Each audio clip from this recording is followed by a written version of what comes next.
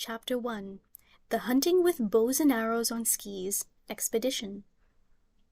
Winters were always cold in the Viking lands, but this winter was the coldest in 100 years.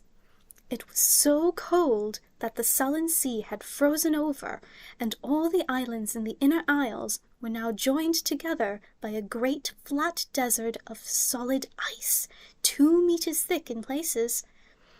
On this particularly cold morning, several hours before breakfast, it was as if the whole world was holding its breath, frozen in time. The air was sharp as broken glass. No sound disturbed the pure, snowy silence. No sound, that is, apart from an appalling, mad screaming coming from somewhere out in the middle of the ice. For a small party of young boys and their teacher from the hooligan tribe had set out from the little isle of Burke, where they lived, to the island of Villainy to the south. Not in a boat, of course, for you cannot sail across a frozen sea. They were speeding far too fast across the ice in an enormous wooden Viking sleigh, pulled by 6 pure white, saber-toothed driver dragons, larger than lions and faster than cheetahs. The dreadful mad yelling was coming from the man driving the sleigh, Gobber the Belch. Gobber was the teacher in charge of the pirate training program on Burke, and he was an enormous monster of a man, wrapped up in furs, who could easily have been mistaken for a grizzly bear with a dirty red beard and an attitude problem. "Get on with it, you miserable white worms!" roared Gobber at the saber-toothed dragons, cracking his whip above the heads. "I've had snails that have moved quicker than you lot. My granny could skip faster than this, and she's 104. Ah!" One gigantic furry arm lashed out with a whip that curled around through the air like a great black serpent. The other shook the reins in a lunatic frenzy that sent the driver dragons bounding forward in terrible, uncontrolled leaps. Behind Gobber on the sleigh sat 12 of his pupils.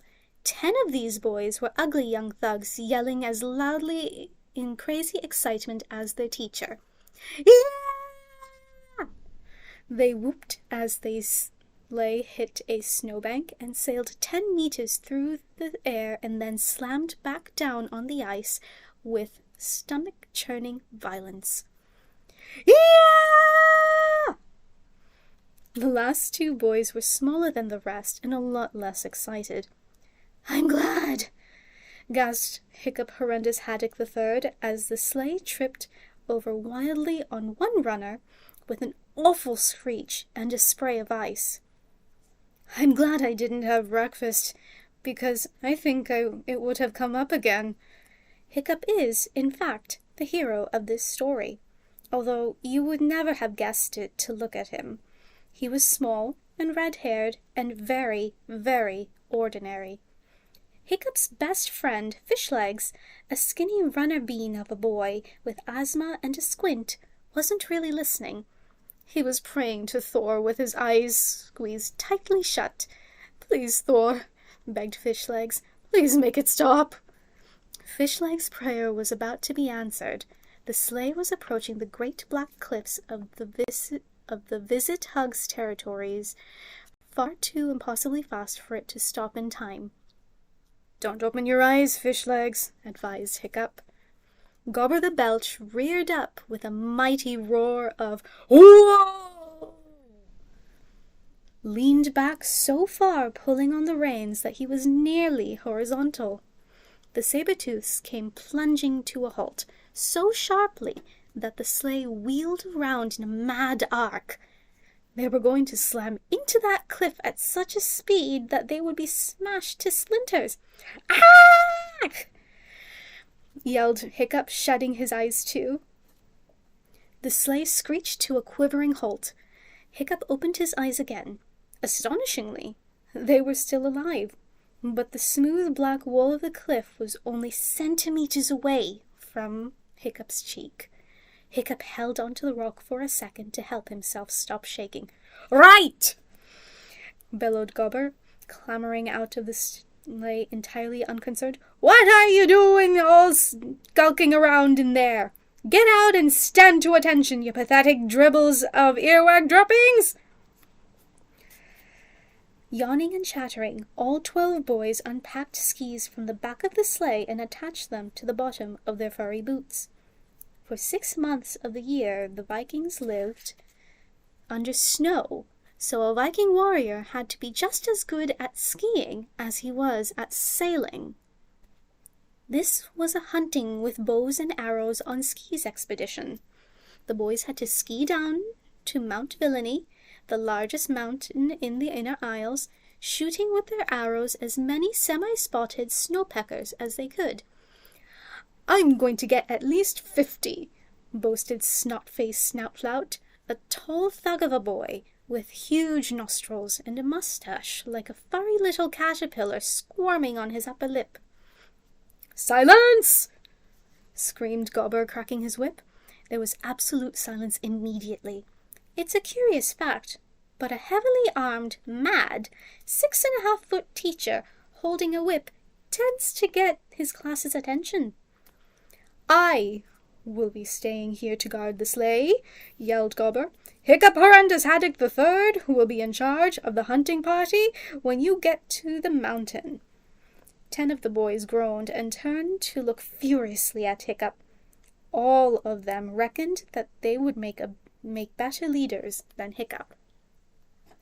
Snoutlout had won the Senseless Violence Cup 3 years in a row. Warthog could smash chairs to pieces with his bare fists. Dog Breath, the Dunbrain, burped so loudly he shattered glass. Small, skinny, and unimportant, only Hiccup looked like he had no leadership skills whatsoever. He stood on one leg apologetically and made his skis cross, and he fell over. "Why does Hiccup get to be in charge again?" demanded Snot-Faced Snoutlout through gritted teeth. "Because Hiccup is the son of the chief, and one day he will be in charge permanently. Thor help us all," explained Gobber, helping Hiccup to his feet and dusting the snow off him with one hairy hand. "Any questions?" boomed Gobber. Fishlegs put up his hand. "Just a small point, sir," he said. "How are we going to climb up the mountain in the first place? The saber-toothed dragons will drag you to the top on your skis. It shouldn't take more than half an hour."